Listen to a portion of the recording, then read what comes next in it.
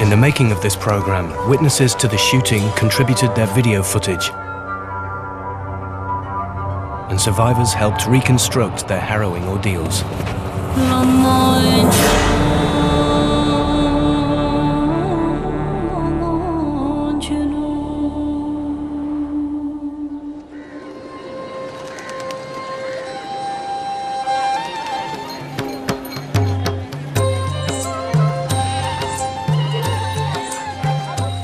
In September 2006, hundreds of international expeditions descended on Kathmandu, the capital of Nepal.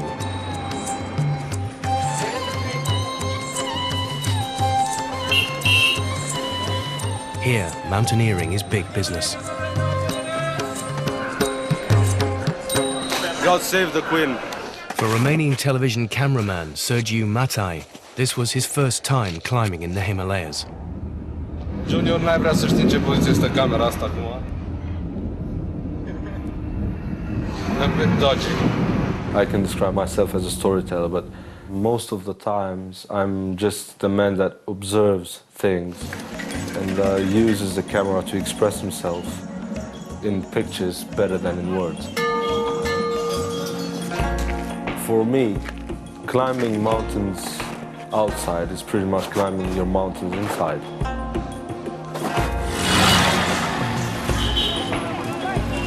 Experienced British climbers Lee Farmer and Steve Laws were with a hand-picked expedition. I've always been one for setting my own personal challenges, and each time the next one's got to be either something different or something harder, and that's just the way I've lived my life. I always think I'm a bit of a terrier, and I keep chasing something and keep going after it. Got to keep looking, can't find the bag of life. But I like to give the impression that I'm a bit of a risk taker. But if anybody knows about mountaineering and climbing, they'll know that everything in mountaineering and climbing is a calculated risk.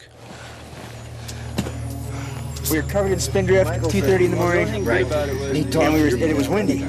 Luis Benitez, a professional mountain guide from the USA, had been working in the Himalayas for years, shepherding small groups of less experienced climbers to extreme altitudes.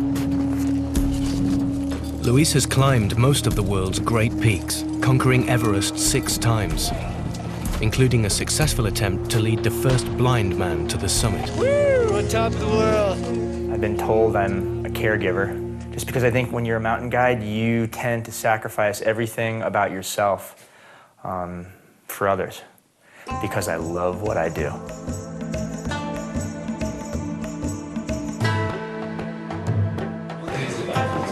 These mountaineers had paid large sums of money to their expedition companies. Their common objective was to scale the 6th highest mountain in the world, Mount Cho Oyu, on the border of Nepal and politically sensitive Tibet. Inside Tibet, there was also money to be made. Tibetans secretly paid their hard-earned savings to escape their Chinese-controlled homeland. Unlike the mountain climbers, the Tibetans cannot get passports. Seeking refuge outside Tibet is a serious crime.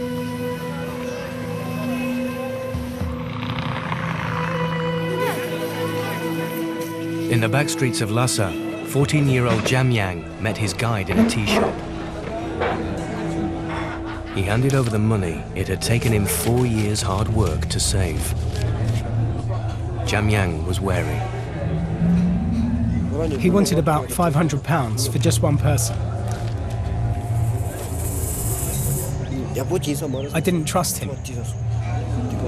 He was only interested in my money. Trusting your life to a shadowy, illegal guide is a high-risk way to leave Tibet. The mountain passes in the Himalayas are littered with frozen bodies. There are no guarantees.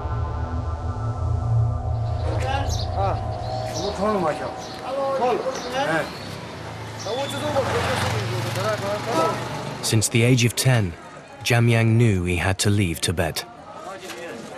The Chinese occupation stopped me from getting a proper education. I went to a Chinese school. But if we didn't understand, the teachers didn't care. They abused us by hitting us on our heads with dirty brooms, and they beat us up. 18-year-old Dolma and her friends came from the same rural district in Tibet. They dreamt of coming to India together, to an education and a future denied to them at home. 3 of us girls made the decision together. At home, escaping Tibet is always on our minds.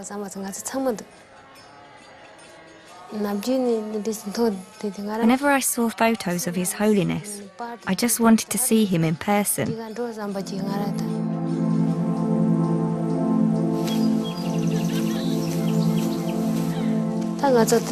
One day, Kelsang Namso and I were in the field. She called me over and said, "There are people going to India. Do you still want to go or what?" And I replied, "Oh yes, I really want to go."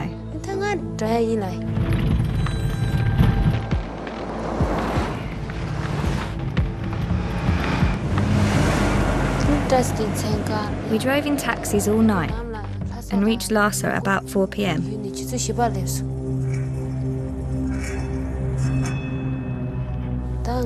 We'd been warned the Chinese police may be looking for us, because apparently the police in our hometown knew we'd left.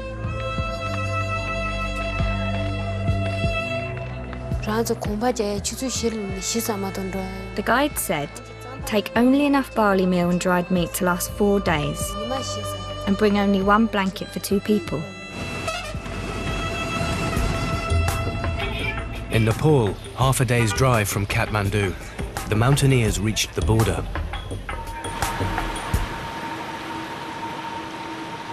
The river under the so-called Friendship Bridge gushes down a cultural fault line between easygoing Nepal and highly regulated Tibet. An atmospheric veil comes down halfway across the bridge where you realise that you're walking into a Chinese-controlled area. But it just felt a little bit hostile. There was nothing friendly about it. There was no "Hi, welcome to Tibet" or "Welcome to China." It was next, stamp, stamp, and that was it. But no amount of Chinese control can stem the flow of Tibetans who will risk their lives attempting to escape.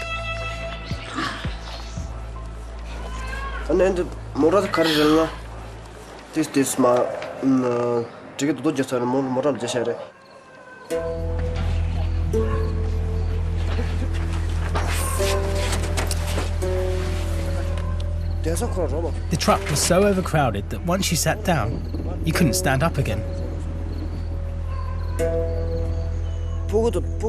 There were at least 13 young children inside. In all, there were 75 people in the truck. Our guide had lied to us.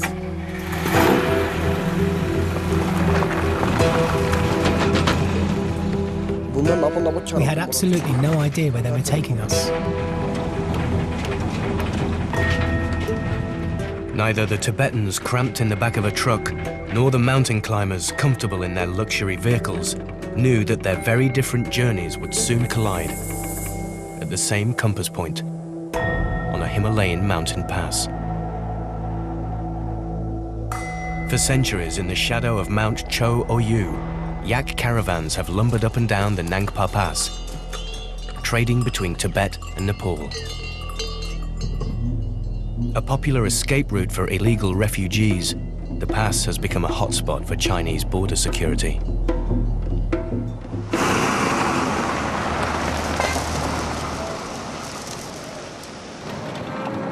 I think the first thing that hit me was how Tibetan people eked out a pastoral living on this land. It's just rock and dust. The Chinese economic miracle has brought little benefit to ordinary Tibetans.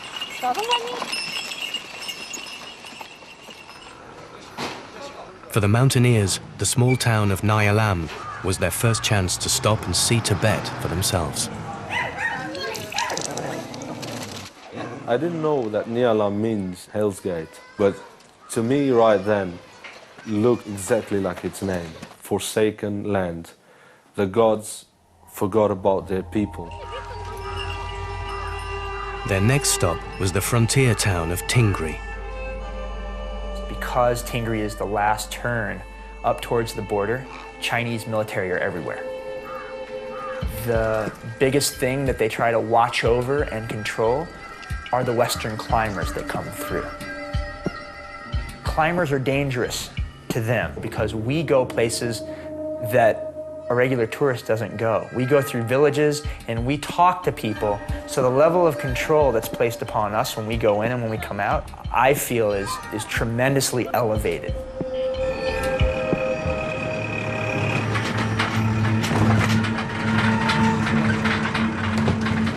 The truck was driving across country, sometimes on riverbanks, through forests and back roads. On their third night on the road, the Tibetans' truck just stopped. From here on, they would struggle through wild terrain, dodging Chinese border police for the next 10 days.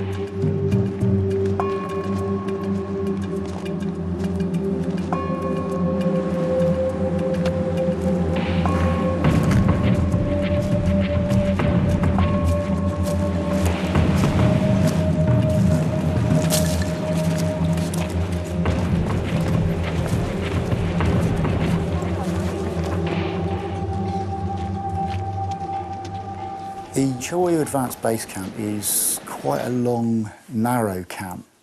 Everybody's in a long line rather than in a big circle or square. We were towards the top end of the camp. It's a hodgepodge, it's a confetti of colours, all different shapes and sizes of tents. It always reminds me a bit of something out of Star Wars, where all the traders, all people just come and congregate. And of course, in amongst all the tents are flags of different countries, there's flags of sponsors, there's music playing, there's cooking, there's everything. There's every nation that you can imagine is there.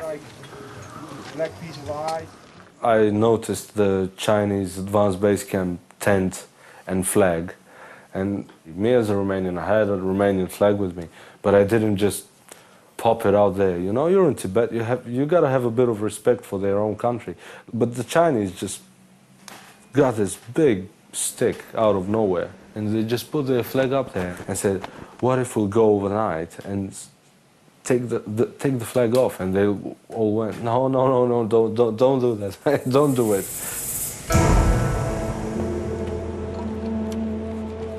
At first, we hiked through green grasslands.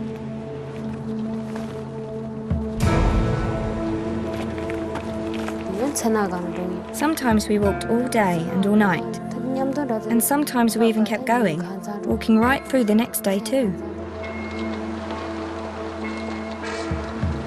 Ill-equipped for altitude and with their food supplies already dwindling, the Tibetans trudged higher.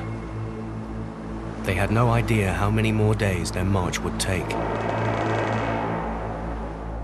A few days' walk away and high above on Mount Cho Oyu at 6,400 meters, Sergiu Matai faced his own terrifying ordeal with altitude sickness. As Sergiu pushed uphill, he kept on filming, even as his lungs congested with fluid. I was just relaxing myself and enjoying the beautiful views.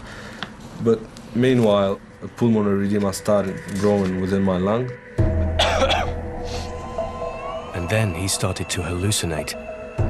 The snow around me started to turn green. And I didn't know why. I said, if the snow is green, they should have cows here as well, you know. Sergiu wasn't alone. English policeman Steve Laws suffered the same life-threatening condition. I started to get a headache. It just got worse and worse and worse. And I took paracetamol, basic painkillers, didn't do it. And all of a sudden I just lost my sight. It just went black, pitch black. But all I knew was that I have to go down no matter what. Neither Sergiu nor Steve would make the summit. They were forced to turn back to base camp. Trip was over. I was absolutely gutted. 2 years in the planning, all the training, and it was all over. I often sat in a tent, had a little cry. Both Sergiu and Steve remained in base camp as logistic support for other team members still trying to scale the mountain. Being grounded in camp would later throw them into the spotlight.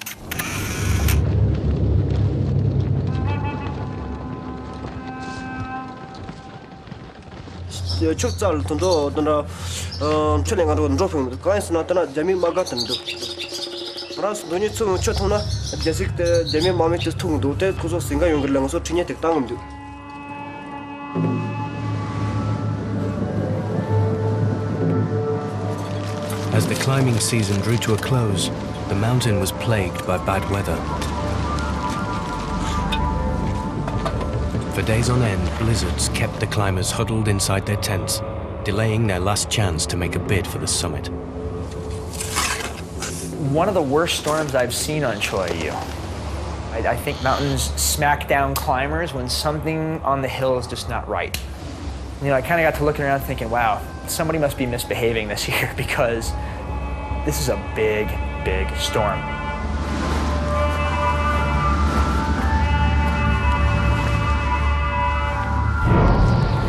Below the snow line, the Tibetans kept a constant lookout for Chinese patrols. The guide said that the Nangpa Pass was very close. If we walked all night, we should get there by morning. But there were Chinese patrols in the area. So we decided to rest till dark.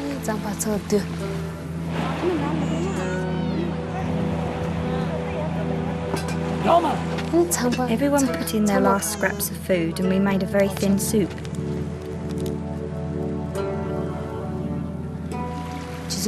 Around 7 p.m. we got up and headed for the pass.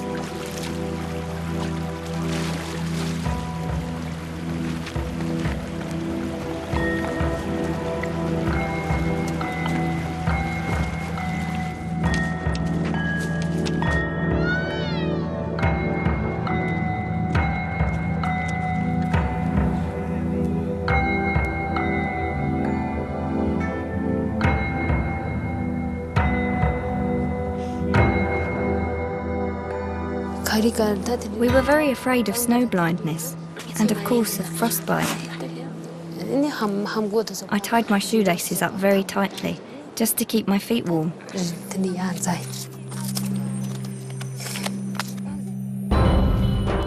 Close to the Nepalese border, the illegal escapees were spotted. The Chinese border police sent in a well-armed convoy to apprehend them.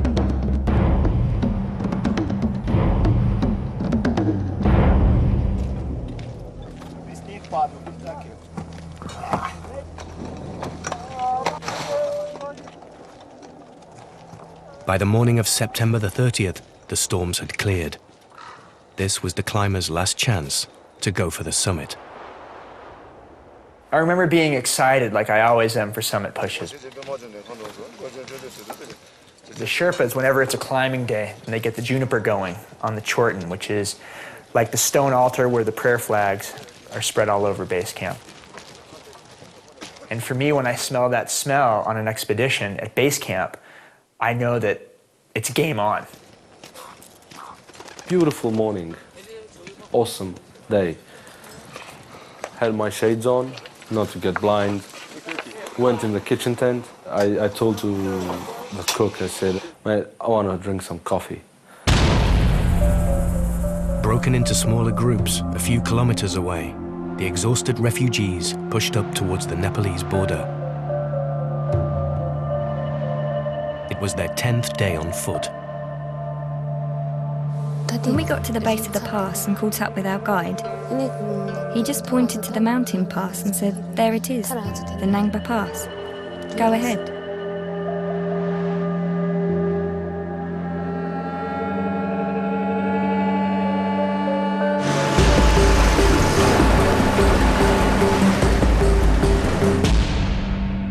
The unsuspecting Tibetans were walking blindly into a trap.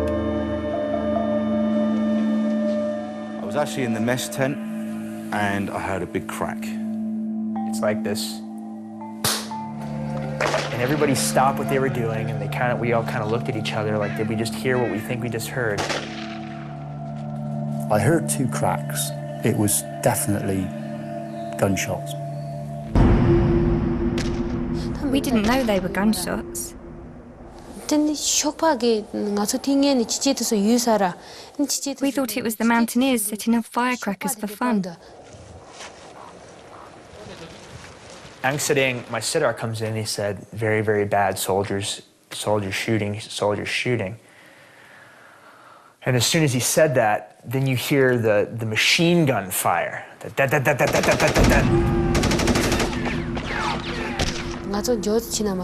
Then, when we realised the Chinese were shooting at us, I got really scared.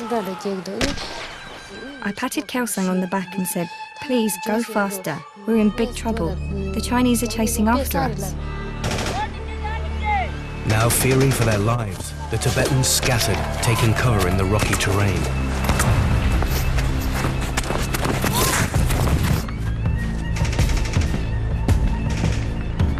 As soon as I saw the soldiers shouldering his weapon and starting firing, I just went, "Oi, stop!"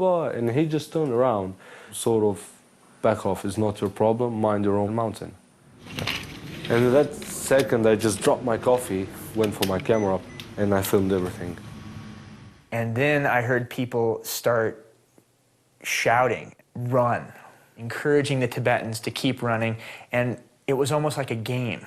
Because where we were sitting, the angle that we were looking at things, we thought the soldiers are just having a show. They're too far away. They made it. It's great. Ha ha, Chinese. And then I see a second group of soldiers closer to the edge of the pass, and I knew that somebody was going to die immediately. I immediately knew that somebody was going to die, and I turned to the clients and I said, "You don't want to watch this." And this time we actually saw the guys take the shots, and it was aimed shots. They were up in the shoulder, aimed shots. The bullets zipped past our ears. We were scared they wanted to kill us. They were shooting straight at us. There was one really deadly gun. It just fired non-stop like this. The bullets hit very close to our feet. Things were really close to me. I filmed them from the kitchen tent. I tore the net open. I burned it with my lighter so I can have an opening, and I was filming. This is the first shot that I filmed. This is the first guy that got shot. The person towards the back had been shot and wounded, was still hobbling, but it was obvious wasn't going to make it. We later learned that that person was shot in the leg. Okay, and now he makes it up to the ridge, falls down there. Okay, and now he checks for his wound. And the rest of the group kept on running, or trying to run, just stumble through the snow, kept on moving towards the top of the pass.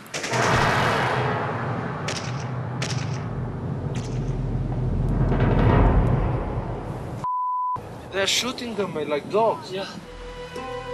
You can see the first person in the row falling down, and after that, he gets back up again and he goes. It was not a major wound, obviously. Then the last person in the column, that's what I learned in army. In order to stop a convoy, you take out the first and the last person.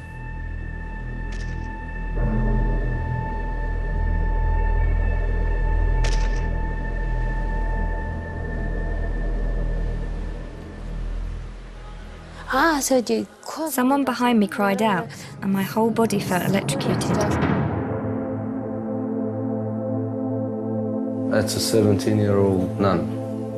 Game over.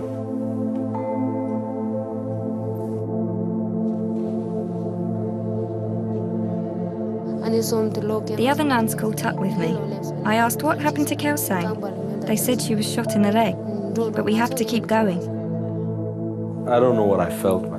I was just like whacked in the head with something. Honestly, I just said, this is sick. In the UK, if you shoot somebody who's going away in the back, posing no threat to you whatsoever, even if they've just burgled your house, that is going to be murder. I thought, where the hell are we? We're in the middle of nowhere. We're at a base camp that's days' walk away from the nearest town, a town which you can describe as something out of a cowboy film. And certainly I thought this is once upon a time in Tibet. I thought if Kelsang is injured, she'll be arrested and die in jail. So I just wanted to stay and go to prison with her. But a monk behind pushed me and said, "What's wrong with you? Think of your own life." Then he just dragged me by the hand.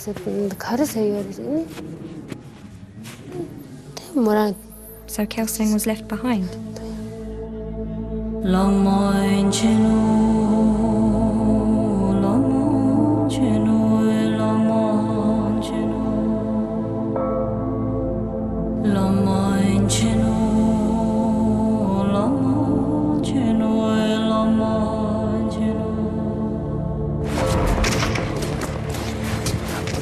Further down the valley, 14-year-old Jamyang's group faced close-range gunfire. We looked up above us, and about 80 soldiers were blocking our way. One of the senior officers shouted through a loudspeaker in Chinese. He ordered us to kneel down. So we knelt down, put our hands on our heads. Then the soldiers handcuffed and beat us.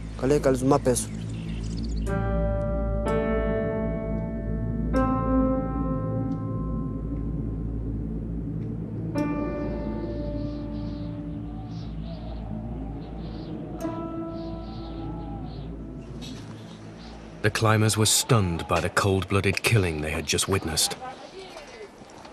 Fear and indecision rippled through the base camp. What can we do? You've got guys armed with AK-47s, Kalashnikov assault rifles, and we've got absolutely nothing. We were all spread out. There was absolutely nothing that anybody could do. The first instinct of many of the climbers was to keep their heads down and get on with what they were doing. Luis Benitez, however, assumed others would report the story. I basically told everybody, look, we got to get moving. I want to get out of here. Grab your packs. Let's let this settle out while we're on the mountain. Because obviously I anticipated that the world's going to know by the time we come back down. Out of all the years I had been in the mountains, it was definitely the first time, the only time, that I didn't want to be where I was. Luis made a scheduled radio call to his assistant, Paul Rogers, already high up on Mount Cho Oyu. Luis was obviously quite upset, and you know, the words were that the Chinese are shooting the place up. There were probably some swearing as well. And I just said, well, I'll see you at Camp 2. All is good up here, and you know, plenty of questions, but the radio probably wasn't the right place to ask them, really.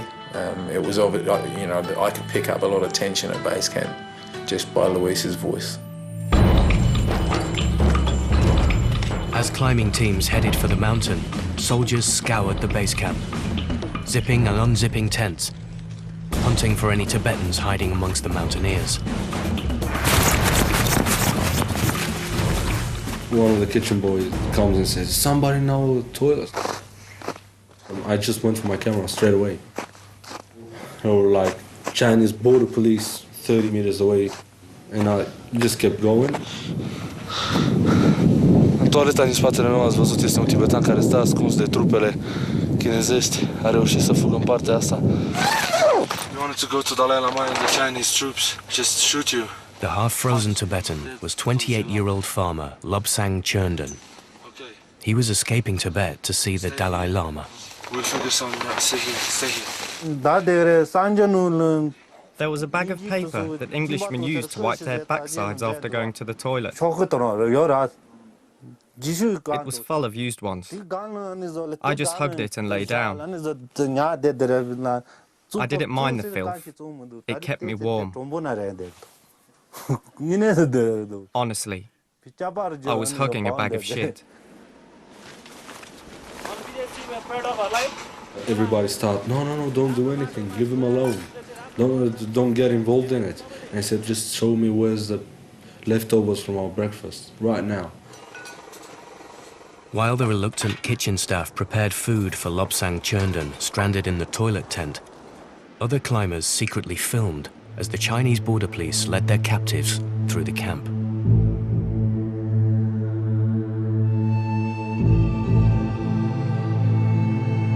A group of children were walked through camp, aged 6 to 10 to 12. They were taken straight into the Chinese camp and put in one of their big dome tents. They were certainly under guard. There was no doubt about that. They looked very frightened. That upset me more than anything because that's the same age as my son. My son was 9 at the time. Some more soldiers came into camp and they went straight into the Chinese camp, which was right next to us. They were basically kids. They looked like late teens, early 20s, which in my mind made them particularly dangerous because kids with Kalashnikovs are more dangerous than 40-year-olds with Kalashnikovs, as far as I'm concerned.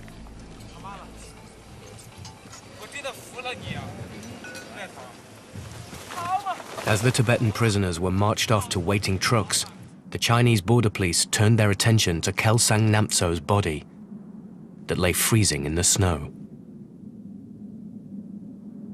The way they checked the body was basically just go and kick it. And they picked up what we could now find out was a bag because we could see when they came back. That's the part that actually Kelsang made it, dragging herself from this point to here. That's Kelsang's path. I couldn't film that. I just couldn't film that. Honestly, I reckon she was still alive, or she could have been still saved when the Chinese border patrol got to her. They were taking photos with Kelsang's body, like, you know, that hunting picture. The body was left there until about 2:30 the following afternoon, just left out there the whole time.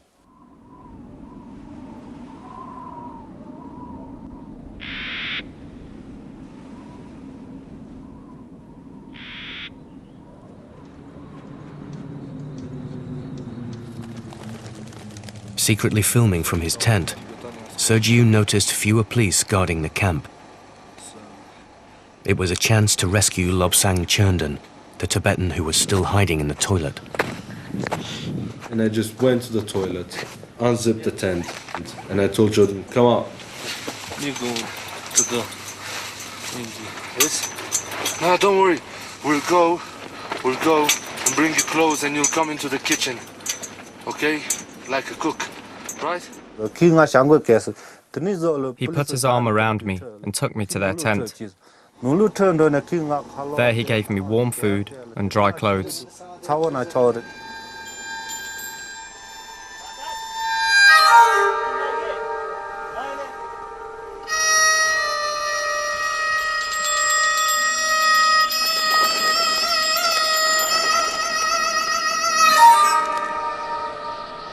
And I just watched constantly because there was a Chinese patrol going up and down the glacier. And when they went back, I told Jordan, if you want to go now, go. Don't get shot. I just looked at him going down under the ridge and never saw him again. Committed to telling his story to the world, Lobsang Chernden painted a dramatic picture of his escape. The police stood guard right here. As I crawled along the path to the top of the pass, when I got to the border, I was so happy. I prayed out loud, 3 Jewels and His Holiness, thank you. Finally, I got your blessing. I shouted out. Then all of a sudden, I was afraid the Chinese might hear me. So I ran away downhill, so fast that I was tumbling and falling.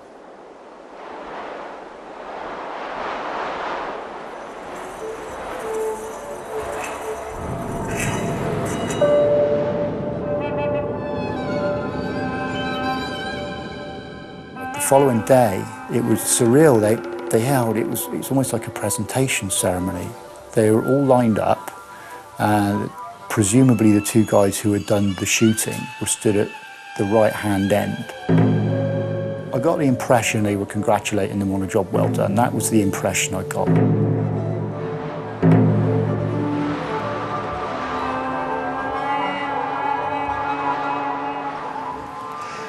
Above Camp 1, Luis and his two clients pushed higher. Sebastian, Scott, and I started up towards Camp 2. And again, just heavy feet. Just heavy feet. Luis was a different person when he arrived at Camp 2. There was lots of victims in Choi Yu base camp that day, not just the people that were shot. There were lots of victims, and I think Luis was one of the victims of that shooting. Struggling with the altitude, one of Luis's clients decided he had had enough. At that point, I turned downhill with Scott, and Paul stayed to leave for the summit the next morning with Sebastian and the Sherpas.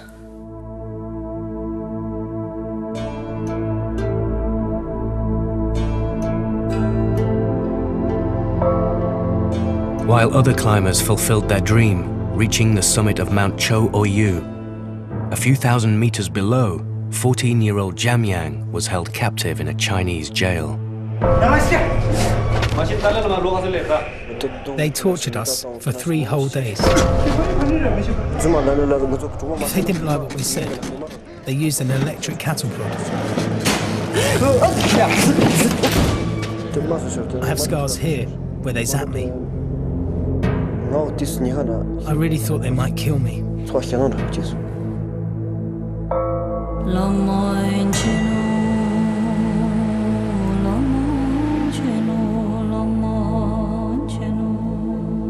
On return to base camp, 3 days after the shooting, Luis Benitez was keen to hear what action had been taken. And I'm kind of wandering around camp and looking, and it's business as usual. Rumors were spreading around the camp. Everyone had a different version of the story and of the body count. 2 Tibetan people died down there, and the 1 Tibetan girl also died there. Luis was astonished that apparently no one had reported the shooting to the outside world. And I get on the satellite phone to a good friend of mine who runs an adventure website. And I say, "Can you believe what happened here? This is crazy." And he said, "I have no idea what you're talking about. Shooting, who got shot, what are you talking about, what's going on?" And I was just furious.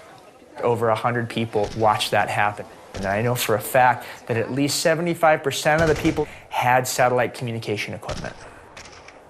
This atrocity of silence, in my opinion, far outweighed the actual atrocity of the act. There seemed to be this unspoken rule to not make trouble and to not make waves. And I said, "Stay by your computer. I'm going to send you a story that needs to go up immediately." Half a world away in New York City, Explorers Web, the adventure website, got the disturbing email from Luis Benitez. Luis asked to remain anonymous. Then without warning, shots rang out, over and over and over. The story just gets worse. From Tibetans I know here in camp, apparently 7 people, were shot and then shoved into a crevasse. People are dying attempting to reach for a better life. I was like, whoa, what is this? So I called Tom and I said, "Tom, come and look at this." And he said, "Oh my God, this needs to be published immediately." When I pushed the publish button, I trembled. But then I once again, I checked my heart and I said to myself, no, this is the right thing to do. And so we published it.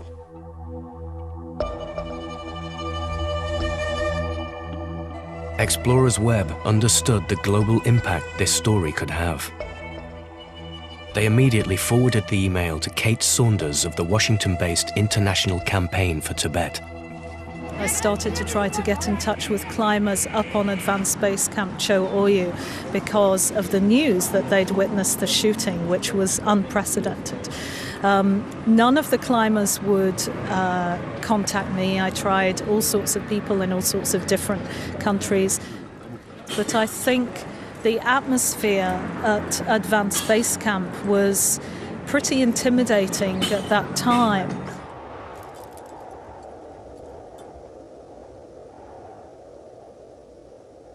Luis told his assistant, Paul, that he'd sent the story out. Paul was worried and decided to check the story with their base camp manager, Sherpa Ung Sering. The email said there'd been 7 shot and their bodies were thrown in a crevasse. Ung Sering say, we think maybe 2 people shot. And you say, 1 person definitely killed. The word goes that soldiers caught a group of Tibetans behind a hill, out of line of sight of Advanced Base Camp, and summarily executed them and shoved them into a crevasse. And because nobody could confirm it, it was never really pursued.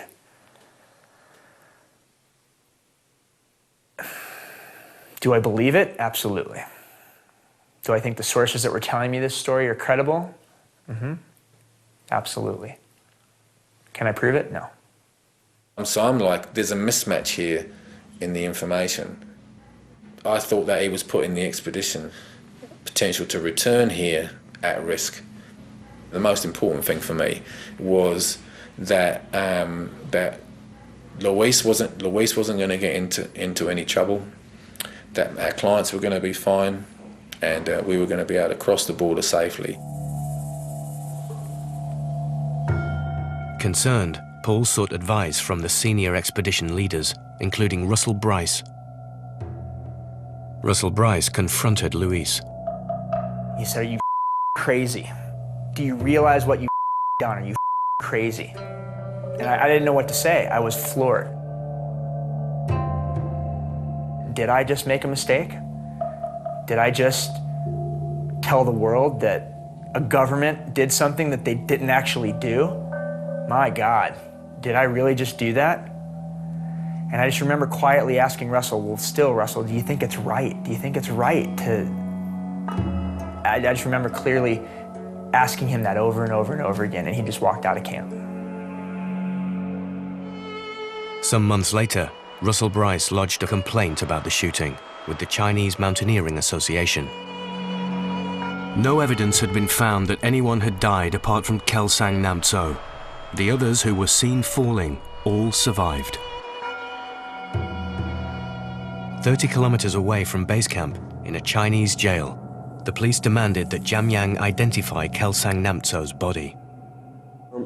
The Chinese asked, who was a dead nun? They did warn me the body stank. She was naked and covered with canvas. The interrogating officer pointed to the body and demanded to know, what is her name? Where is she from? How old is she? Tell us the names of all her friends. I just said, I don't know anything.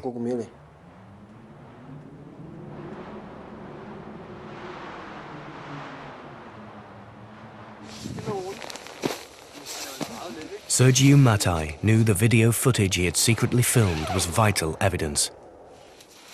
If he could smuggle the tapes safely out of Tibet, he would reveal the first recorded shooting of Tibetan refugees trying to cross the border. This is the original bag that I hold the tapes in. And I had a pouch on my hip right here, all the bloody time. So this is the bag that tricked the Chinese border patrol guys, actually. And I crossed right under their nose.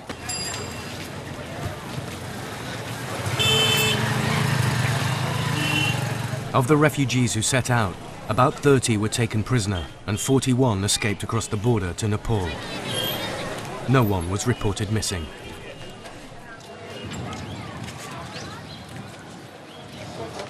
When Dolma arrived at the Kathmandu Refugee Reception Center, she still didn't know her best friend was dead. The reception centre staff asked me, what was the name of the dead nun? I was very shocked and I replied, what dead nun are you talking about? But deep down I knew, the only one nun was left behind, so it must be her. For 5 days, I hadn't known Kelsang was dead. I just cried and cried.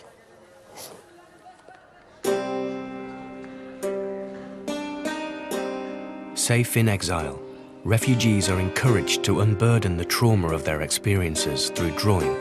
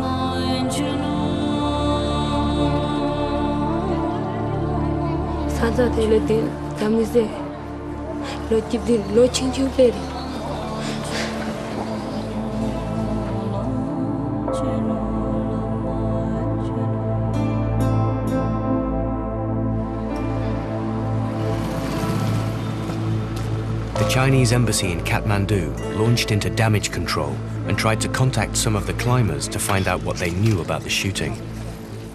Some members were getting harassed phone calls every day. And I can distinctly recall Steve thinking that we were being followed, and we'd heard a rumour that the Chinese embassy were looking for us. I got to a point of thinking, right, where's my passport? I'm going to jump on the fittest-looking rickshaw driver's rickshaw and get him to take me to the British consulate and tell him what happened. Out of fear that the Chinese may also be looking for him, Luis Benitez checked in alone to an anonymous hotel.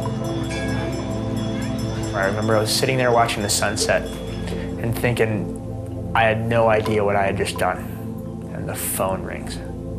I asked him if he'd like to go to the reception centre and to meet Kelsang Namso's friends. So Kate sends over this SUV. I don't know where he went, but you know Nepal and Kathmandu, it was over here, around this building, through a field. And we drive into this beautiful open courtyard, and the director of the center comes down to greets me and says, "Come into my office, I want you to meet the people that you saw on the Nang Pala. I want you to meet the people you saw in the past."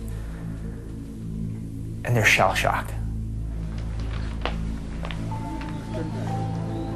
It's these group of kids that are sitting in a corner clinging to each other. And he points to Dolma, he says, "This is the best friend of the 17-year-old nun that was murdered." I thought that it was a girl. I had no idea it was a nun. I didn't know she was 17, and Dolma couldn't even look at me. And I remember just trying to keep it together and saying I was sorry, and I was sorry what had happened, but I promised that I would continue to try and make people understand what had happened. I promised that I would try to continue speaking about what had happened. I just blathered and blathered and blathered. I was desperate to speak to eyewitnesses of the shooting. One of my friends called and said, there's a load of climbers having a steak and having a few beers. Call them now. Phone rang, and it was somebody called Kate asking about Cho Oyu. And Phil said, "I didn't see it, but I've got 2 British police officers here that did, Steve," and handed me the phone. And that was it. Name out, job out. And I will be eternally grateful to Steve, because he was the first climber who would actually give his name, bear witness to what he'd seen.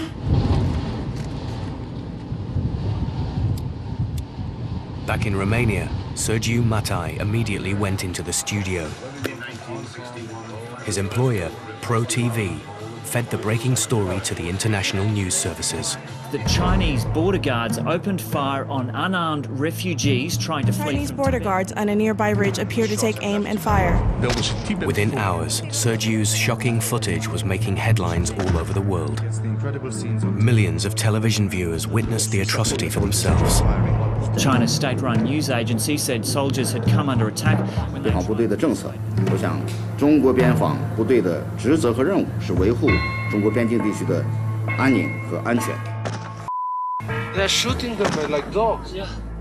It was the first visual documentation for 50 years of the way that Tibetans are treated in the border areas, this shooting in cold blood.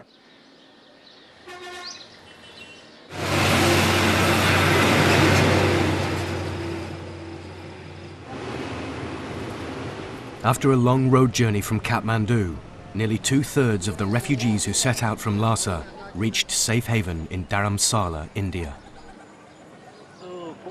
Amongst them was the man who hid in the toilet tent, Lobsang Chernden. Pulling together every scrap of visual evidence and personal testimony, Kate Saunders tracked Sergiu Matai to his home in Romania. She told him the good news. Lobsang Chernden had made it through alive. Kate called me after a while, and she told me he made it. I was bouncing off the walls, mate. I was bouncing off the walls. Actually, it's a crack in this wall. When I smacked the wall with my palm, a crack in another one, there, and the other one. Yeah, I was like all over this place, man. I was happy as a dog. Thank you. That's what I said.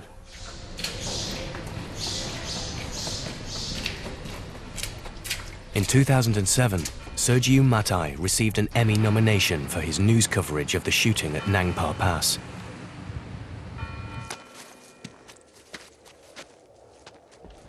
Life changed for Luis Benitez.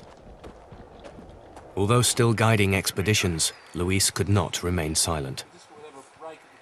Most climbers will privately voice concerns about the fate of Tibet, but few will risk their permits by speaking publicly. In the 4 times that I've been on Cho Oyu, I've never seen someone shot at before. Haunted by the shooting, Luis was compelled to tell the story wherever he could. Trying to tell. He put his own career in jeopardy, deeply dividing opinion in an industry that depends on its valuable business ties with China. There was no choice. I kept seeing Dolma. I kept seeing the group of refugees running up the pass.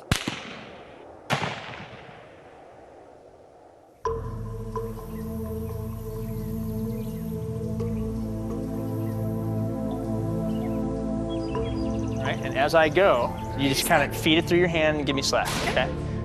Luis took a break from the mountain guiding industry. Just think it through. The pieces are there. He now works as a senior consultant for Outward Bound Professional. This is the story that I need to tell, and I'll never stop telling. And if I had to sacrifice a large part of what I did to do that, then that's a sacrifice that needed to be made.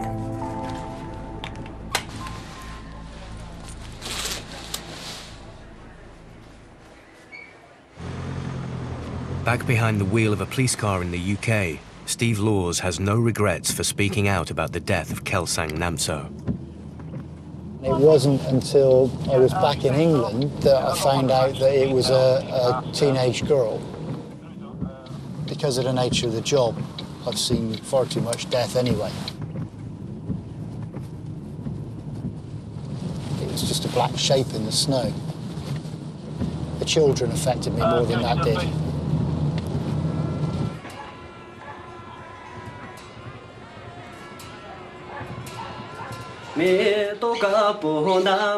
Imprisoned without trial, 14-year-old Jamyang spent 3 months in a Chinese jail. But he would not be deterred. On his release, he dared a second crossing, this time by a different route. He made it to the safety of Dharamsala in India and the Tibetan community in exile. When I finally crossed the border, I felt so happy. I knew I had made the right decision. It felt great just to be free.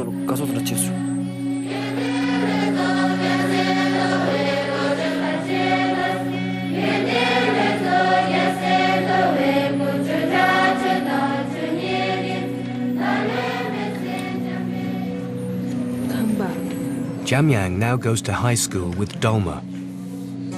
At last, they can get the education they were denied in Tibet. And like every new arrival here, they got to meet the Dalai Lama.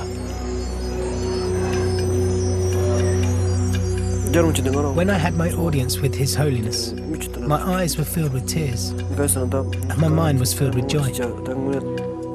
Because of the ordeals I went through, I was finally blessed to be in the presence of my principal Lama.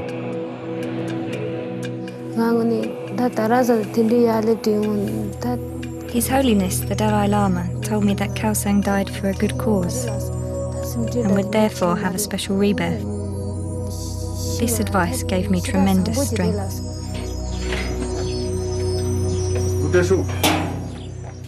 One year after the shooting, Lobsang secretly brought his wife and young family safely into India. Meeting the Dalai Lama fulfilled his dream. His Holiness asked, "Who was the guy who hid in the toilet?" I raised my hand and said, "It's me." Then I started to cry, bawling out loud. His Holiness just said, "Don't be afraid. This has happened many times before, but we never had witnesses. You can safely speak out to the world about your ordeal, but do so honestly."